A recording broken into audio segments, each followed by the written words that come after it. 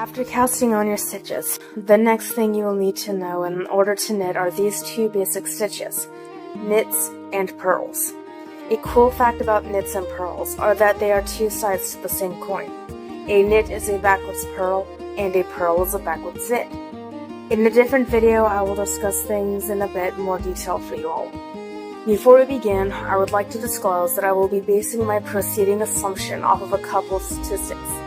Number 1, about 60% of knitters do so in English style, where the feeding yarn is held in their dominant hand. And number 2, the world's majority of people, 90%, are right-handed. Doing the math, this would mean that a little over half, 54% of people who knit would likely form their knits in a V shape and travel from right to left on their first row after casting on their stitches. Knits. Knits have a V-shaped profile, and to construct them, we will first insert our needle from front to back. Next, we will wrap our yarn over the shaft of our inserted needle to form the loop, which will become our new stitch in the row. Be sure to take note of the direction in which you are wrapping your yarn around the needle. We will need to do the opposite of what we've done here in order to make our next row. This loop we just formed, we will pull it through the previous one and finally slide it off the preceding needle. Repeat this process to the end of your row.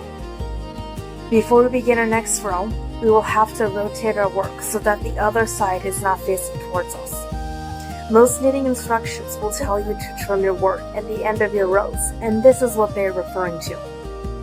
Purls.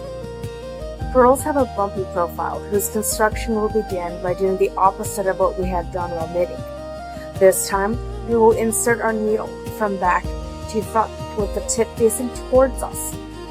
Taking into account the direction in which we had wrapped our yarn in the process of making our knit stitches, we're going to have to wrap our yarn in the other direction.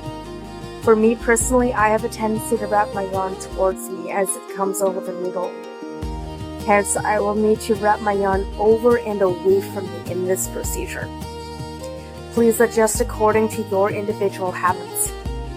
The loop we just formed with the yarn going over the needle will now be pulled through the center of the stitch away from us, exiting the back side of our fabric.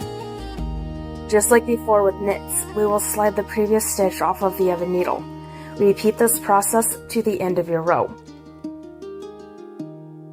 The moment your knits become purls, or vice versa, is when you either start switching sides with your fabric construction, or change the directions in which you're making your stitches. The minute we turn our work around and start making stitches from the other side is one way in which a knit becomes a purl. The other way is when you simply return in the other direction. Let's say, for example, how we are working from right to left. By the time we reach the other side, and then start working from right to left, following the same instructions as we did with knits, we will have also started making purls. In essence, backwards has a couple of different contexts in the realm of knitting. Backwards could mean working from the other side of your work as well as inserting your needle from the other side and wrapping your yarn in a different direction. Or it could mean to simply go from left to right if the previous row was worked right to left. For this demonstration, I will be doing a swatch of stockinette stitch, where you will alternate between rows of knits and rows of purls. Doing your first row of knits bearing a V-shaped profile, as we travel from the right vertical side of your fabric to the left. The second row comprised of purls can be formed in one of two ways. One is you first physically turn your work around so that the side which had previously faced you, known as the right side, is now facing away from you. Next, you will insert your needle from back to front and wrap your yarn in the opposite direction from which you did on the knit row. Considering we have to turn our work around in this fashion, our stitches on the needle will become slightly twisted, and so the legs of our stitches will be swapped. If we don't take this into account, we could end up twisting a stitch, which is a subject we've gone into detail in another video. Finish the rest of your row in this fashion. Now the other way you can form purls is by making your stitches much the same way you had when making your knits.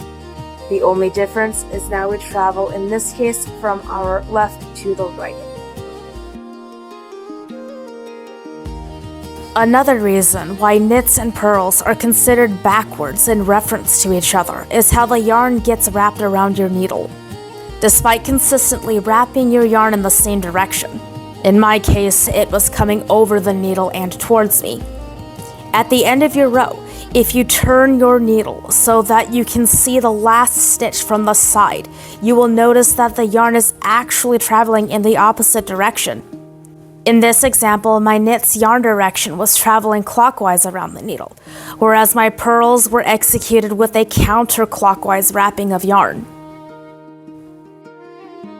Thanks again. Subscribe and stay tuned, and don't forget to check what we have posted in the community tab of our channel, please.